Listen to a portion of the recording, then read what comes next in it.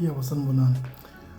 Uyabona ke uma ngabe uzombuka umuntu ethulile avele akodwa angasho lutho.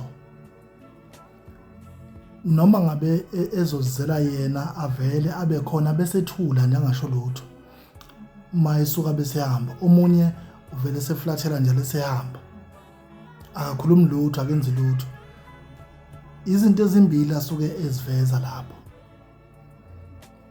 Umuntu mayezovela kanjalo ethulile ngasho lutho wavalwa usuke ethole ithuba lokukhombisa ukuthi bavaliwe abakwazi ukukhuluma lutho nani bafuna nisukumele nithiwa nemelaphi bavulwe bakwazi ukukhuluma njoba ngihlale ngisho ngithi mangabe ungasaphuphi lutho kusuke bevalekile bayavalwa abathule nya bangakwazi ukusho lutho abantu ababavulayo abantu abaphilayo ke babavule. Okwesibili kuyenzeka afike ame nje aphinda ahambe. Umuntu ovamise ukwenza njalo umuntu othola ukuthi ekhaya kunento ayifihla ebalekile njengomuntu owafihla imali.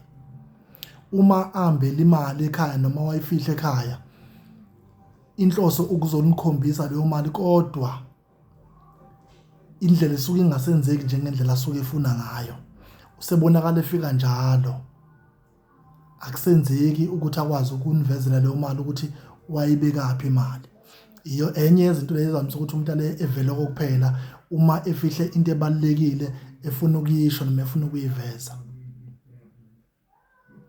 Omunye uma uzombona wena eseflathele esebhekile njalo uma evela avele eflathele.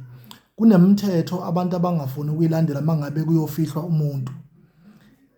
Eseminye siyibone thina kwethi sayivimba emndeni wakithi eminye siyibone ngesikhathi seCovid. Uma ngabe ekhaya igcine ngenwa ibhokisi abantu bayalazi libheya ngalaphi abantu besintu kuze lingangeni ngo reverse kuwumthetho akuyona into yabelaphi umthetho lo ukuthi lingena limi kanjani ukuze umuntu ezokwazi ukubheka ekhaya. Noma seliphuma endlini maliphuma ekitchen bayazi abantu abesilisa ukuthi ibhokisi liphuma limi kanjani ukuze umuntu akwazi ukubheka ekhaya. Abantu besilisa bayazi ukuthi ibhokisi emalibeni emgudini lifakwa libheke ngalaphi kuze umuntu akwazi ukubona ekhaya. Uma bemflathelisile kuyo yonke leyo ndlela vele umuntu ekhaya mevele uzovela eflathele. Isuke kuyindlela efana nokuthi nisuke nithakathile ekhaya umuntu mayefihlwa ibhokisi lakhe malingena ekhaya langanako la flatheliswa umuntu angene ngendlela engafanele angene ngo reverse aphinde afihlwe ngawo reverse. Akazovela lo muntu ebhenga kina vele mayevela uzobe vele eflathele ekhaya ngoba vele waflatheliswa. Iyalungiswa ke leyo mase iziyazivelela. Enye yezinto nayo ivela kube nzima ukulungisa ngoba ivela kanje emaphupheni bese abanye bengawasho lo maphupho. Abanye abantu amaphupho abawatholayo bayawafihla bangawasho. Iningi labantu lithi inyongo.